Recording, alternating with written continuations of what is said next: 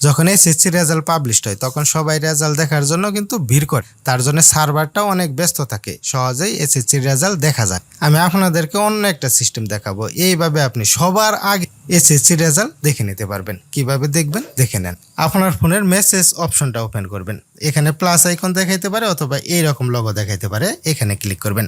উপরের দিকে যেখানে রিসিপেন্ট এখানে লিখবেন আপনি 16222 16222 এই লেখাটা লিখে দেবেন।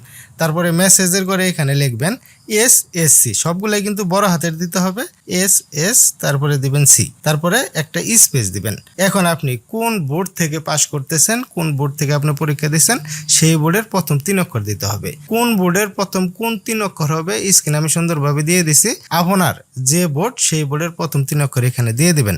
আমার ঢাকা বোর্ড, আমি এখানে দিয়ে দিলাম DHA, তারপরে একটা স্পেস দিবেন। এখন আপনার এসএসসির রুল নাম্বার দিবেন। এসএসসি রুল নাম্বার দেওয়ার পরে এখান থেকে আপনার আরেকটা স্পেস দিবেন। স্পেস দেওয়ার পরে আপনি কত সালে পাস করতেছেন এসএসসি সেই সালটা এখানে দিয়ে দিবেন। আমি এখানে 2026 দিলাম, 2026। প্রথমে দিবেন এসএসসি, তারপর একটা স্পেস দিবেন, তারপরে বোর্ডের প্রথম 3 অক্ষর দিবেন, তারপর একটা স্পেস দেওয়ার পরে এসএসসি রুল দিবেন, রুল দেওয়ার পরে স্পেস দিবেন, কত সালে পাস করছেন সেই সালটা এখানে দিবেন। এখন আপনি যে কোনো সিম দিয়ে মেসেজ পাঠিয়ে দেন, খুব অল্প সময়ের মধ্যেই দেখতে পারবেন আপনাকে একটা মেসেজ দিচ্ছে। সেই মেসেজে লেখা থাকবে আপনি জিপিএ কত পেয়েছেন, কোন সাবজেক্টে কত নাম্বার পেয়েছেন, কোন সাবজেক্টে কি গ্রেড পেয়েছেন। খুব সহজেই কিন্তু আপনার রেজাল্ট দেখা হয়ে গেল। এভাবে কিন্তু আপনি সবার আগে এসএসসি রেজাল্ট দেখে নিতে পারেন।